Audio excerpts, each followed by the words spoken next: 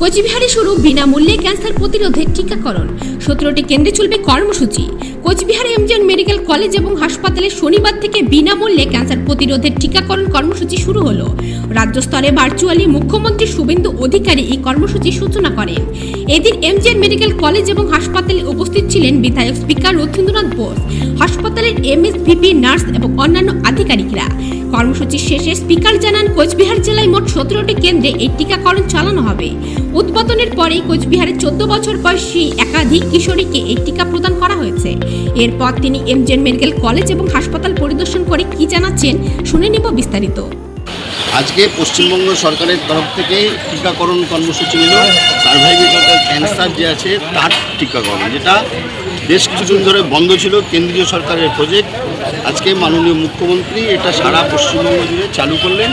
এইখানে কুচবিহারে আমরা দেখলাম এবং কুচবিহারে কয়েকজনকে দেওয়া হলো, কয়েকজন মেয়েকে যারা 14 বছর বয়স, এবং 17টা কেন্দ্রে কুচবিহার জেলাতে এই কাজটা শুরু হয়েছে।